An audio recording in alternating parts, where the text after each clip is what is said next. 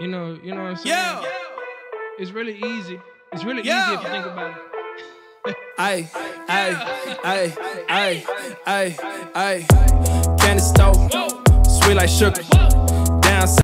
So yun guys, for today's video nga guys, sobrang napabilib ako, napakaganda ng Toyota Tamaraw FX.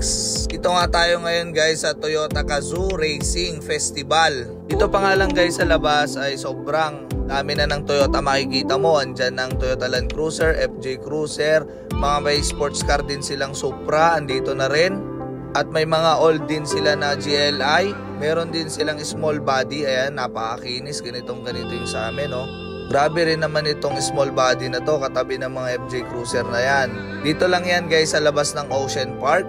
Dito sila nag-launch. At the best ng mga sports car na mga Supra, lahat ng kulay meron sila. Dito yung Toyota GR Supra. Ayan, kung makikita nyo nga guys, sports car yan, napakaganda. Lahat na ng kulay nasa kanila. Naka-display din dito sa harapan. At syempre papasok tayo doon para makita natin yung the best na Toyota Tamaraw FX. Kaganda ng mga FJ Cruiser na to at saka itong small body, napakalinis ng pagka-build. Tingnan mo naman tong GLI na to guys, napakalupit din talaga at napakalinis, parang talagang mas malinis pa sa brand new.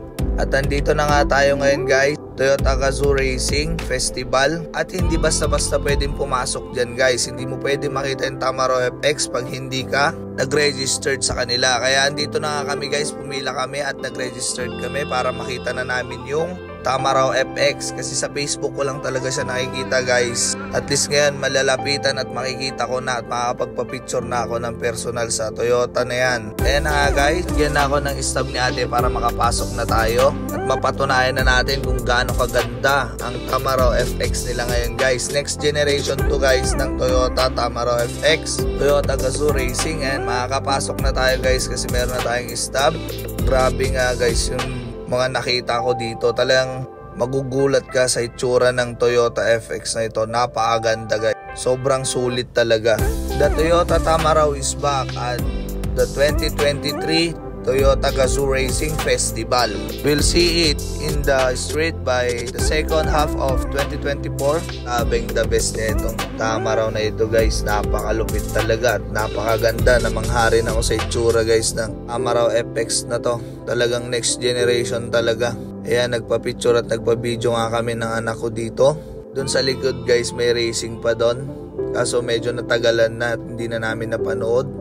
Makikita nyo naman guys kung anong itsura yan. Napakaganda nga ng Toyota Tamaraw FX na ito.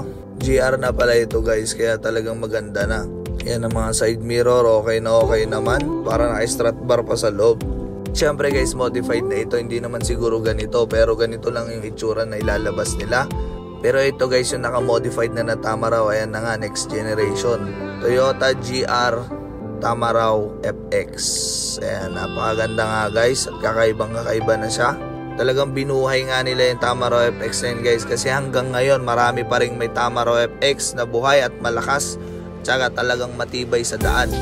At ang dami nga rin din nagsho-show guys na naka-Tamaraw FX. Talagang napakatibay nga. Kahit sobrang tagal niya na guys, talagang Toyota is the best pa rin. Next generation Tamaraw Concept. Ayan guys, makikita nyo napaganda. Dito nga sa likod guys, ang daming nag-aabang. Hindi pa nag-start yung racing nila dito. Magdi-drift sila dito. Ayan na guys, nakaabang na rin yung mga drone. Ayan, magsisirkit-sirkit sila dyan. At magtotok yung drift sila dyan. Napakaganda nga dito guys sa Toyota Gazoo Racing. Ayan na nga guys. At hanggang dito na lang ating video. Maraming salamat sa lahat ng manonood.